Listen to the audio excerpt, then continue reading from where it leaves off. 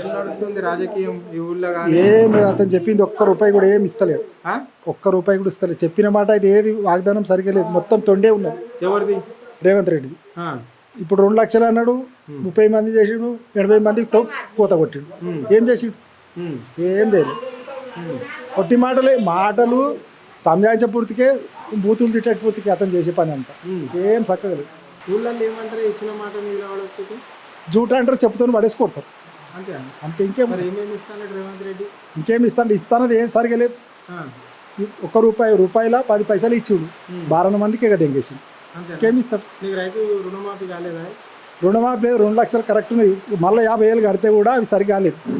మొండి బకాయి కడితే కూడా కాలేదు. వాడు ఏం చేస్తాడు? ఇంకా మాకు నమ్మకమే ఉండొచ్చు. మరి లోన్లు తెచ్చుకోమని అప్పుడు ఆడికెళ్ళి మన ఇంట్లో పెట్టి ఆడ తెచ్చి సంచులు పెట్టుకున్నాడు. ఒట్టి జూట మాటలు తప్ప మళ్ళీ ఏం మిగలేదు ఆడ. మొన్న రైతు భరోసా డబ్బులను పడ్డాయా? రైతు భరోసా ఎక్కడిది? భరోసా అంటే రైతు బీమా అంటారు దాన్ని. 2 ఏళ్ళు దెంగేసిండు, 1 ఏడాది ఇచ్చిండు. 2 సంవత్సరాలు వికేసిండు, 1 ఏడు ఇచ్చిండు. వాడు ఇచ్చిందేం సచ్చిందేమో. వాడు మొత్తం ఇయ్యకుండా చెప్పింటే ఇంకా మంచివాడు అంటుంటుంది. వాడు 190 చెప్పి ఒకటి కూడా చక్కగా లేదు వాడి పని. అంతేనా? అంతే. ఈ కళ్యాణ లక్ష్మి అది సప్పటిదాకా దొంగతనంతో రాసుకుంటారు. వాడిని ఉనికిస్తున్నాడో వానికే తెలుసు. ఎవరికి ఉంది తెలియదు. తులం బంగారం ఇస్తున్నారా మరి? తులం బంగారం కాదు, మాసం ఎండి పూస కూడా ఇవ్వలేదు వాడు ఇప్పటి వరకు. ఏమీ లేదు. ఎండి పూస కూడా ఎవరి మెడలో వేయలేదు వాడు తెచ్చి. ఇంకేమి ఇస్తాడు వాడు? మరి ఎట్లా చూడాలి? ఇట్లా ప్రభుత్వం వైఖరి ఇట్లా ఉంటే మళ్ళీ మేమే గెలుస్తాము. ఇప్పుడు ఇంకా ఆడికెళ్ళి గెలుస్తాడు. చెప్పుల పూజన చేస్తారు వానికి, చెప్పుల పూజన చేస్తారు. దాని మిగిలింది ఏం లేదు. చెప్పండి, ఎట్లుంది కాంగ్రెస్ పార్టీ అధికారంలోకి వచ్చిన నుంచి 20 నెలల పాలనలో రైతులకు ఇస్తున్న అన్ని హామీలు నెరవేరినట్లన్నా? ఏం మంచిగా ఉన్నది, ఏం మంచిగా లేదు. ఎందుకు? ఏమి ఇస్తున్నాడు? కేసీఆర్ ఇచ్చినవి ఇస్తున్నాడు. అతను ఇస్తాన్న ఆడిస్తాడు. రేవంత్ రెడ్డి ఇస్తున్నాడు. మళ్ళీ ఈరియా దొరకకొచ్చింది. ఏరియా ఎందుకు దొరకకొచ్చింది? రేవంత్ రెడ్డి ఇప్పుడు ఢిల్లీ వాళ్ళేమో, అక్కడ బీజేపీ వాళ్ళేమో కావాల్సినంత పంపించినాము అని చెప్పేసి ఇక్కడ కేంద్ర మంత్రులు మాట్లాడుతున్నారు, సెంట్రల్ మినిస్టర్ బీజేపీ వాళ్ళు. మళ్ళీ ఇక్కడనేమో రేవంత్ రెడ్డి కూడా కావాలని కొంతమంది మాత్రమే యూరియా గురించి చెప్పులు, పాస్బుక్లు, ఆధార్ కార్డు లైన్లో పెడుతున్నారు. అది తప్పు. మేము అక్కడ చెప్తున్నాము, అధికారులకు చెప్తున్నాము, ఎప్పుడు ఎంతమందికి ఎన్ని క్వింటాలు ఇస్తారు అనేది స్పష్టంగా రాసి పెట్టాలని నోటీస్ బోర్డులు అని చెప్తున్నాడు. కేసీఆర్ పరిపాలన ఉన్నప్పుడు చక్కగా పైసలు తీసుకొని పోయి ఎరువు దుకాణం పోయి తెచ్చుకుంటుంటే, ఎవరికి పైసలు ఇస్తే తెచ్చి బైకాడ పడిసిపోతుండే.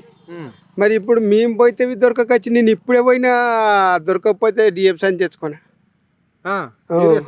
దొరక లేదంట. ఎంత ఉంది బ్లాక్లో? ఎంత ఉన్నది మార్కెట్లో? అంటే ప్రభుత్వం ఇచ్చేది ఎంత ఇస్తుంది? పక్కకు బ్లాక్లో ఉంటే ఎంత పడుతుంది? ఇప్పుడు బయట కొంటే యూరియా సంచి 330 రూపాయలు ఇస్తున్నారు కానీ లేదు. ఇచ్చిరు అప్పుడు మొదలు, ఇప్పుడైతే అది లేదు, ఇది లేదు. మరి ఎట్లా ఉంది ఇప్పుడు ఈ రేవంత్ రెడ్డి పరిపాలనకు కేసీఆర్ పరిపాలనకు తేడా ఏంటి? ఇక తేడేమైతే ఇతను ఇస్తాన్న ఈ ఊరికే ఒట్టికని చెప్తాడు.